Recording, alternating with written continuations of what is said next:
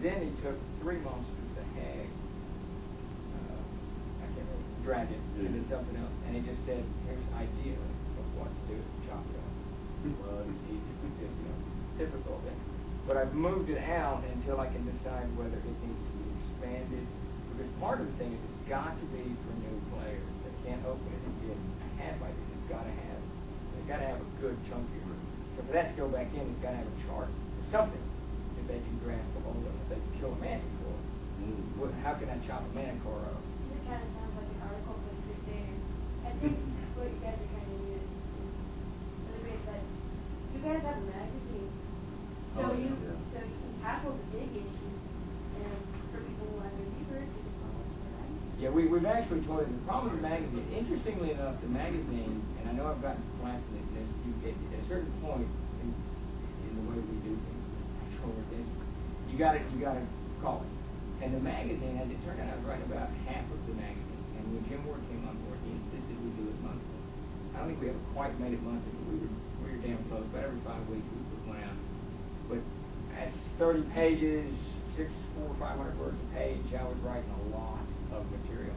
And if you run that through the calculator, if I had not done all that on the Crusader, we'd all be holding CKG right now. With Davis and Casey, finished was finished. Davis had touched it over the years.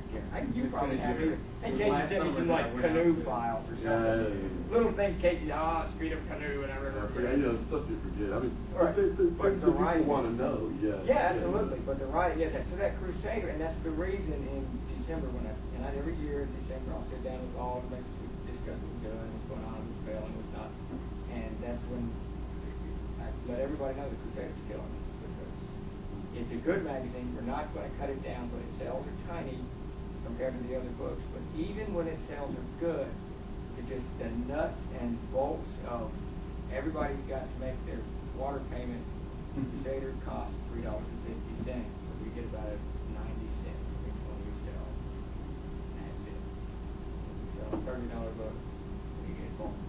So I can put a lot of information into this, and it spreads this revenue out over a 12-month period. Got water, at the end of it. So, and that's really what it's nuts and bolts. I think I made that announcement, like, yeah, all right, everybody. All modules, no A series, nothing. We're going to finish Field of Battle. We're going to finish Montreal Bear. We're going to finish CKG. Basic set. Get these big projects done off the desk, so we can look at other things. Get back to it. And part of the idea for the Crusader too was that, at least my initial conception changed a little bit over time.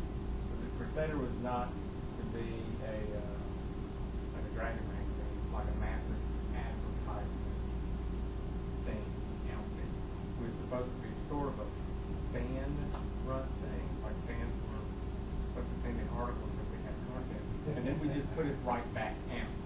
You know where that goes. Yeah, so we just basically break even with the Crusader. All said and done, we just break even with the Crusader. The time we put into it is essentially free. But what we wanted to do was like just move fan material around. But you know how it is. I mean, hardly anyone has time to sit down and write. And then once everyone, a lot of people were like, yeah, I want to choose this, I want to choose that, and they sit down and write, and they're like, that has no money. It really is. There's a leap between wanting to and actually doing it. Because it's hard. I mean, once you sit down and do it, it's very, very hard. You guys are easy, pages are hard. Yeah, it really is. And then when you take material like CKG and some of it, not the Disney books form. I mean, I'm sitting there reading this, I'm like, oh God, I want to read this, I want to play it, I want to write it. But, it's part of the game. Yeah, he picked up that first section. I took this, last year was the last time I worked on it. It was a 7-day trip down to Horseshoe Bend, down to the house out there. Yeah. And just turn up the cell phone, no computer, no TV. We got a hold of this lake house that we send Davis out to. Literally, it's so far out cell phone don't work. Nothing. I couldn't play my computer games. No one could call me. I couldn't do anything. Yeah, because so I just sit there and write. I got like 250,000 words written. And one of them was that plate tectonics thing. I don't know when you picked up. You got to that chapter what, a month or so? And he called me up and he goes, plate tectonics, really? Davis is and we kind of make fun of Casey. When Davis is writing something really interesting because, and I'm sure I've got one foibles. I just don't know. But Davis is because he'll start with, play the comics for example. He starts with his stuff. He's got it, he's talking about it, it's all plain, it's cool. And then it's as if someone somewhere in paragraph 8 asks a question. And he answers the question. So now we're talking about rock formations on the North American plate. I'm going to ask him a question. What do the weather patterns do to these rock formations? And suddenly, 8 pages later, we're talking about fossils. We're nowhere near a linear discussion of, because it was really, because he mentions acidic corrosion of, as the evolutionary process of mountain change. He mentions that up here, and by the time I'm done with that section of that chapter, I call him and said, dude, never not once did you mention the acidic corrosive nature of whatever back when. And he said, well, I just forgot. Well, I don't know what you're talking about. So I can't. And to me, it seems odd. It's an archaeologist. Water here is by more trade. acidic than it is here, so it corrodes more. As an archaeologist by trade, he's got it, he knows, but I don't know what, I can't edit, I can flesh out gaming stuff, but I can't flesh that out, I don't know what.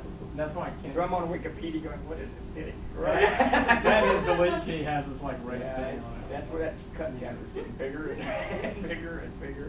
And some of it just doesn't make any sense. I mean, you go to a couple of sections, it's really, it's heavy in the archaeological field. I took a picture of like David Steve talking about tectonics. Sitting lecture on tectonics. That's what you're getting in the CKG. See, some people won't be that interested anymore. They'll see the video and they're going, just keep the CKG. It's okay. Yeah.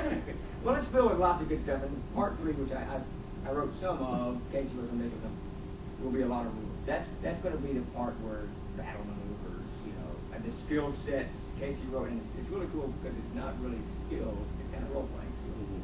So it's really kind of cool. I think the only, and Mike Stewart wrote kind of like the AD&D, that chart that you had in Dungeon Master's Guide, the Fletcher, Yeah. it's a real small chart. Mike kind of expanded on that.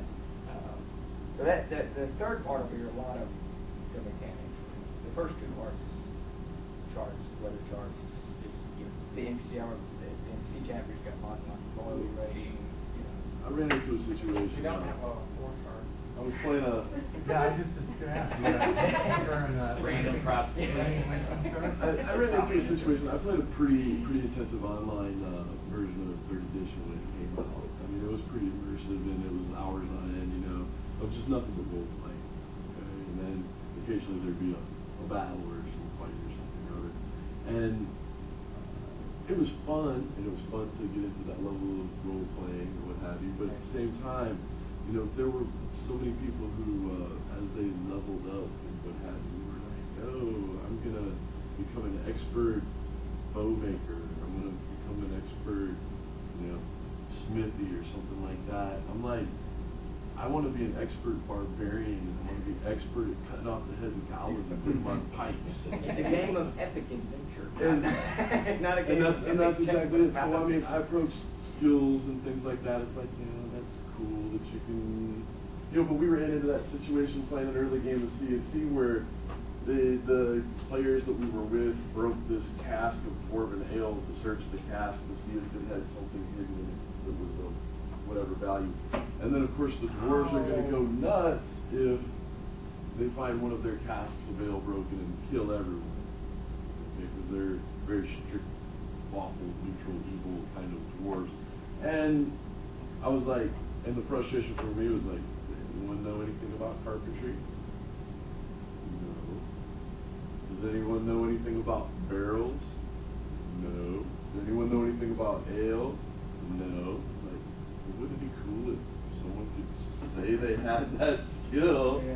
You know, even if you don't have it on your sheet and go, Right. I'm going to choose that as one of my professions right now because I need it, and roll on that as if it's a prime knowledge. And then now it's on your sheet, and you don't get to pick another one for a while, you know? It's like, okay, you decided you know everything there is to know about whiskey, beer casks, brandy casks, whatever, and that's what you chose, and that's kind of how I approach that. Yeah, part, it's a you good know? section. It's just basically, hey man, okay, I know how to do that because it came up in game and I need to know how to do it. You know? And a lot of this is like Max said earlier, it's where when the game was all designed, it's all kind of coming back in. It's all said it's optional. You don't really, because the game is, I mean, there's got to be some kind of testament to the game's strength that we haven't had a CKG 5 years now. And we've had some complaints, sure, it's not out, but it's not stopping. The RPG now occasionally Fred still comes out. We play every Wednesday night. It's irrelevant, really. I mean, we don't need it. Nobody's really needed it. And that's a pretty, I think it's a pretty strong statement of the game. And the strength of the player's handle. Yeah, and ultimately, I think my only concern with the CKG in the long run is that it can sort of hurt the game. That's makes sense. And that's Because philosophically, really, when we're marketing